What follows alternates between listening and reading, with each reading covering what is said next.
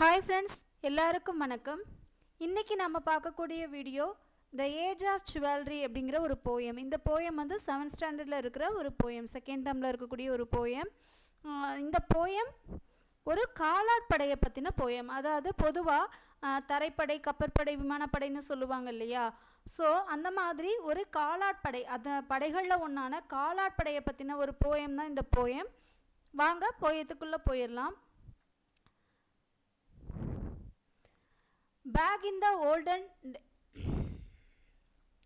Back in the days of old, when knights were bold, who with a sword or lance in armor sought romance. அதாவது back in the days of old, அதாவது in olden daysல when knights were bold. இங்கே நைட்ஸ்ங்கிறது என்ன அப்படின்னாப்பா காலாட்படை. அதாவது நைட்ஸ்னாலும் காலாட்படை தான், சிவல்ரி அப்படின்னாலும் காலாட்படை தான். சரியா? அந்த படையில் உள்ளவங்க வந்து எப்படி இருப்பாங்களாம், அந்த காலாட்படை எப்படி இருக்குமா, ரொம்ப போல்டாக இருக்குமா, ரொம்ப பிரேவாக இருக்குமா. Who with a sword or lance in armor sought romance. அதாவது அவங்க வச்சிருக்கக்கூடிய ஈட்டியோ அதோ கருவிகளோ அவங்களோட ஒரு இணக்கமான உறவு இருக்கும் அப்படின்னு சொல்கிறாங்க. ஆர்மர் சாட் ரொமான்ஸ் அப்படிங்கிறது அவங்க கையில் இருக்குள்ள அந்த கருவிகளோடு அவங்க ரொம்ப இணக்கமாக இருப்பாங்கன்னு சொல்கிறாங்க. சரியா? It was the age of chivalry long ago in man's history when to fight for writers cause one did gain considerable applause. அதாவது ரொம்ப வருஷத்துக்கு முன்னாடி இந்த காலாட்படை, அதாவது மனுஷனுடைய வரலாற்றில் ரொம்ப வருஷத்துக்கு முன்னாடி அவங்க வந்து என்னன்னா கரெக்டான ரைட்டர்ஸ் கேஸ்னால் ஒரு நல்ல விஷயத்துக்காக, ஒரு நியாயமான விஷயத்துக்காக அவங்க போராடினாங்க அப்படின்னா அவங்களுக்கு என்ன கிடைக்குமா அப்படின்னா கன்சிடரபிள் அப்ளாஸ். அப்ளாஸ்னால் கிளாப்ஸு இல்லை என்கரேஜ்மெண்ட், பாராட்டுவாங்க இல்லையா? ஒரு நல்ல விஷயத்துக்காக எதிர்த்து போராடினா பாராட்டுவாங்க இல்லையா? அதுதான் சொல்லியிருக்காங்க. It was the age of chivalry long ago in man's history when to fight for writers cause one did gain considerable applause. இங்கே அந்த ரொம்ப வருஷத்துக்கு முன்னாடி இருந்த அந்த காலாட்படையில் உள்ள மனுஷங்க வந்து என்ன பண்ணுறாங்க அப்படின்னா கரெக்டான நியாயமான காரணங்களுக்காக போராடி நான் என்ன சொல்கிறாங்க, நல்ல நல்ல பாராட்டுதல்களை வாங்கிக்கிறாங்க அப்படின்னு சொல்கிறாங்க. It was mainly for show love and glory they deemed themselves being வர்த்தி. அதாவது என்ன சொல்கிறாங்க அப்படின்னா இது வந்து எப்படி அப்படின்னா அவங்க வந்து லவ்வையும், க்ளோரி அப்படிங்கிறது என்னது அப்படின்னு பார்த்தீங்கன்னா புகழ். க்ளோரிங்கிறது என்னதுன்னா புகழ். இது வந்து அவங்களுக்கு ஒரு நல்ல புகழையும் அவங்க மேலே ஒரு அன்பையும் நமக்கு க்ரியேட் பண்ணும். The deemed themselves being worthy. அவங்களே அவங்கள என்ன நினச்சிக்குவாங்க, நம்மளை வந்து ஒர்த்தபிளான பர்சன்ஸ் அப்படின்னு நினச்சிக்குவாங்க. To capture the heart of some fair maiden which was the most desired prize laden. அதாவது என்ன சொல்கிறாங்க அப்படின்னா இந்த மாதிரி நல்ல விஷயங்களுக்காக போராடி ஜெயிச்சு வருவாங்க இல்லையா, அவங்களுக்கு அழகான பெண்களை திருமணம் பண்ணி கொடுப்பாங்க. Which was the most desired prize laden. லேடன்கிறது நிறைய பொருட்களும் உங்களுக்கு கொடுப்பாங்களாம் பண்டைய காலத்தில். சரியா? They strike heavy blows on all their opponents and foes. அதாவது அவங்க வந்து யாரோட எதிர்த்து போராடுவாங்க அப்படின்னா அவங்களோட ஆப்போனன்ட்ஸு அண்ட் ஃபோர்ஸ் அப்படிங்கிறதோட மீனிங் என்னன்னாப்பா எனிமின்னு அர்த்தம். ஃபோர்ஸோட ஆப்போசிட் என்ன அப்படின்னு பார்த்தீங்கன்னா எனிமின்னு அர்த்தம். சரிங்களா? In one to combat defying death as crowd watched with abated breath. அதாவது என்ன சொல்கிறாங்க அப்படின்னா அந்த சண்டை போடும்போது அவங்களுக்கும் அந்த இறப்புக்கும் இடையில ஒரு பெரிய போராட்டம் நடக்கும். அதை அங்கே சுற்றி இருக்கிற க்ரௌடட் வந்து எப்படி வாட்ச் பண்ணுவாங்களாம், அபேட்டட், ஒரு என்ன சொல்கிறது, ரொம்ப ஆர்வமாக வாட்ச் பண்ணிகிட்டு இருப்பாங்க என்ன நடக்க போகுது அப்படின்னு. இங்கே அபேட்டட் அப்படிங்கிறதோட மீனிங் என்னன்னாப்பா ரெஃப்யூஸ்டு. அதாவது ரெடியூஸ்டு அல்லது அந்த முன்னாடி இருந்து பார்க்குறதுன்னு வச்சுக்கோங்களேன். ரொம்ப ஆர்வமாக பார்த்துட்ருப்பாங்களாம். எப்படி அவங்க வந்து சண்டை போட்டு அவங்க மூச்சுக்கும் அவங்களுக்கும் இடையில வந்து இப்போது 2 பேர் சண்டை போடும்போது, ஒரு போரில் சண்டை போடும்போது அவங்க உயிரை காப்பாற்றிக்கிறதுக்காக தானே அவ்வளோ சண்டையும் போடுறாங்க, பெருமூச்செல்லாம் விடுறாங்க இல்லையா?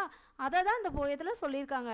இன் one to compare defying death in is as crowd watched with abated breath. இங்கே அபேட்டட் அப்படிங்கிறது ரெடியூஸ்டு, அந்த மூச்சு காற்று வந்து குறைஞ்சு கூடும்ல, அதை தான் சொல்கிறாங்க. Yes, it was far back in those days of earth that courage and strength came to fore, where there was this life-death struggle, such issues at hand that knights would juggle. அதாவது என்ன சொல்கிறாங்கன்னா ஆமாம் இதெல்லாம் ரொம்ப வருஷத்துக்கு முன்னாடி. Year அப்படிங்கிறது year, that courage and strength came to the four. அதாவது அவங்க வந்து எப்படி இருப்பாங்களாம், ரொம்ப நம்பிக்கையாகவும் உறுதியாகவும் என்ன பண்ணுவாங்களாம், போராட்டத்தில் போராடுவாங்களாம். Where there was life death struggle சர்ச் issues at hand knights and juggle. அவங்க கையில் எந்த கருவி வச்சுருப்பாங்க இல்லையா, ஸ்வேர்ட் அதெல்லாம் வச்சுட்டு அவங்க என்ன பண்ணுவாங்க, ரொம்ப கரேஜோடையும் ரொம்ப அவங்க வந்து நியாயமான விஷயங்களுக்காக ரொம்ப சண்டை போடுவாங்கன்னு சொல்கிறாரு இந்த author.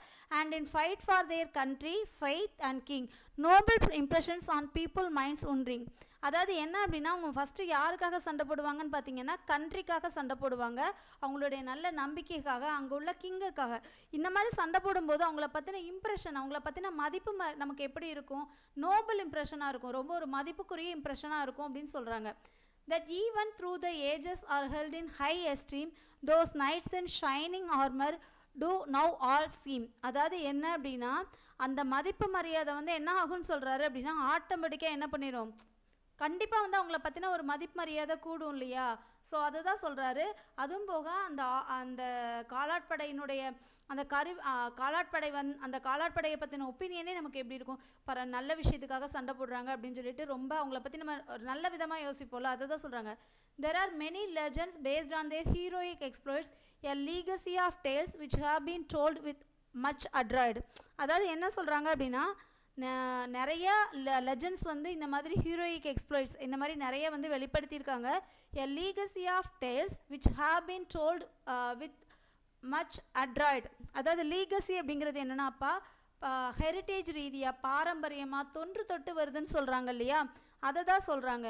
Highlighting aspects of human wisdom related to virtue and vice. அதாவது என்ன அப்படின்னா, அவங்க வந்து இதில் வந்து அறிவுபூர்வமாக நல்ல விஷயத்துக்காக சண்டை போடுறாங்க இல்லையா, அதிலிருந்து நம்ம கற்றுக்கணும். And the lessons to be learn are those of goodness and sacrifice. இந்த மாதிரி விஷயங்கள்லேருந்து நம்ம என்ன பண்ணணும் அப்படின்னா, ஒரு நல்ல விஷயத்துக்காக அவங்க எவ்வளோ கரேஜோடு போராடுறாங்க அப்படிங்கிறத நம்ம தெரிஞ்சுக்கணும் அப்படின்னு சொல்கிறாரு. அடுத்து, history usually repeats it self time and gain as it often happens. A situations comes when we were asked to do something for a just cause and acting with chivalry we should not pass. அதாவது இந்த history வந்து நமக்கு என்ன சொல்லி கொடுத்துருக்கு அப்படின்னா, நல்ல விஷயத்துக்காக நியாயமாக ஒருத்தவங்க போராடினா ஃபஸ்ட்டு அவங்களுக்கு என்ன கிடைக்கும், அவங்கள பற்றின இம்ப்ரெஷன், அவங்களுக்கு நல்ல அப்ளாஸ் கிடைக்கும், அவங்களுக்கு நிறைய பொருட்கள் கிடைக்கும், அவங்கள பற்றின செல்ஃப் எஸ்டீம் உயரும் இல்லையா. அதெல்லாம் சொல்லிவிட்டு அவர் என்ன சொல்கிறாரு, இதை மாதிரி நம்மளும் இருக்கணும்னு சொல்கிறாரு. ஒரு விஷயம் தப்பாக நடக்குது, உன்னை சார்ந்தவங்களுக்கோ ஒரு தப்பாக ஒரு விஷயம் நடக்குது அப்படின்னா நம்ம அதை கடந்து போகக்கூடாது, எதிர்த்து கேள்வி கேட்கணும் அப்படின்னு சொல்கிறாரு. அதுதான் இந்த போயத்தோட ஒரு மெயின் தீம். இந்த போயத்தை கம்பேரட்டிவ்லி திஸ் போயம் நமக்கு போயட் வந்து ரொம்ப ரொம்ப முக்கியம். ஏன் முக்கியம் அப்படின்னா, இவர் வந்து கொஞ்சம் நம்ம இதுக்கு முன்னாடி பார்த்தோம்ல, யாரை பற்றி பார்த்தோம், nightingale of India Sarojini Naidu பற்றி பார்த்தோம்ல. சரோஜினி நாயுடு வந்து வித்தியாசம் எப்படி டிஃப்ரெண்ட்னா, அவங்க வந்து ஒரு freedom fighter, at the same time she is a poet.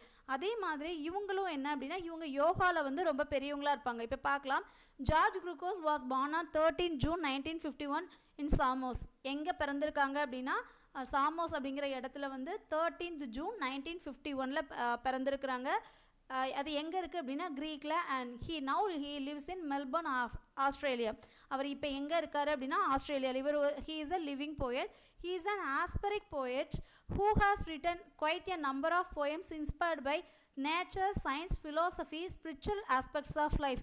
ரொம்ப இம்பார்ட்டண்டான விஷயம் இன்னொன்று சொல்கிறேன்ப்பா, நம்ம போயட் படிக்கும்போது ரொம்ப ஜென்ரலாக இருக்கிற போயட்டை பற்றி படிக்கிறத காட்டிலும் கொஞ்சம் வித்தியாசமாக இருப்பாங்களே, அந்த மாதிரி கொஷின்ஸ் தான் நார்மலாக நமக்கு இருக்கும். இதில் பாருங்கள், இந்த ஸ்பிரிச்சுவல் ஆஸ்பெக்ட்ஸ் பற்றி நம்ம நிறைய போயட் வந்து நோட் பண்ணியிருக்கவே மாட்டாங்க. ஸோ ஸ்பிரிச்சுவல் ஆஸ்பெக்ட்ஸ் வந்து யார் எழுதியிருப்பா அப்படின்னா, இந்த ஜார்ஜ் குளுக்கோஸ் அப்படிங்கிறவங்க தான் எழுதியிருப்பாங்க. He has studied Eastern and Western religion associated philosophy for over 35 years and has practiced various forms of yoga and meditation. இதுவும் ரொம்ப இம்பார்ட்டன்ட். யோகா அண்ட் மெடிடேஷன் சம்மந்தமாக எத்தனை வருஷம் இவர் ப்ராக்டிஸ் பண்ணியிருக்காரு அப்படின்னா 35 இயர்ஸாக ப்ராக்டிஸ் பண்ணியிருக்காரு. ஸோ இதை கூட கேள்வியாக கேட்கலாம். Okay, The Age of Chivalry poem is written by George glucose. இந்த ஜார்ஜ் குளுக்கோஸ் வந்து 13 ஜூன் 1951 பிறந்திருக்கிறாங்க. இப்போ எங்கே வாழ்கிறாங்க அப்படின்னா மெல்பர்ன், ஆஸ்திரேலியாவில் இருக்கிறாங்க. இவங்க வந்து இந்த ஸ்பிரிச்சுவல் ஆஸ்பெக்ட்ஸ் லைஃப் அதெல்லாம் வந்து நிறைய போயமாக ரைட் பண்ணியிருக்காங்க. அண்ட் ஒன் மோர் திங், 35 இயர்ஸாக யோகாவுடைய டிஃப்ரெண்ட் ஃபார்ம்ஸை வந்து இவங்க வந்து மெடிடேட் பண்ணியிருக்காங்க. சரியா? அடுத்து இங்கே பாருங்கள், க்ளோசரி ரொம்ப இம்பார்ட்டன்ட் இல்லையா? ஸோ லான்ஸ் அப்படிங்கிறது என்ன? A long weapon with a wooden shaft and a pointed steel head formerly used by horseman in charging. ஒன்றும் இல்லைப்பா, அந்த ஈட்டி அந்த மாதிரி கருவிகள் வச்சுருப்பாங்கல்ல அதெல்லாம். சிவால்ரி அப்படிங்கிறது the medieval knightly system with its religious, moral and social code. காலாட்படையை தான் சொல்ல வராங்க. அபேட்டட் அப்படிங்கிறது என்னென்னாப்பா, அன்பிளசண்ட்டாக இருக்கிறது. அபேட்டடுங்கிறது என்னது? அன்பிளசன்ட். அடுத்து இம்ப்ரெஷன் அப்படிங்கிறது ஃபீலிங்ஸ், எக்ஸ்ப்ளாய்டுங்கிறது அட்வென்ச்சர், ஆட்ராய்டுங்கிறது கிளவர் ஆர் ஸ்கில்ஃபுல்லாக இருக்கணும் அப்படின்னு சொல்லியிருக்காங்க. இந்த போயம் ரொம்ப ரொம்ப உங்களுக்கு யூஸ்ஃபுல்லாக இருக்கும் அப்படின்னு நினைக்கிறேன். அடுத்து ஒரு நல்ல வீடியோவோட சந்திக்கலாம். இந்த போயம் உங்களுக்கு யூஸ்ஃபுல்லாக இருந்தது அப்படின்னா உங்களோட ஃப்ரெண்ட்ஸ் யாருக்காவது பயன்படும் அப்படின்னா கண்டிப்பாக ஷேர் பண்ணுங்கள். வீடியோ நல்லா இருந்தது அப்படின்னா give one like. Thank you friends. அடுத்து ஒரு நல்ல வீடியோவோட சந்திக்கலாம்.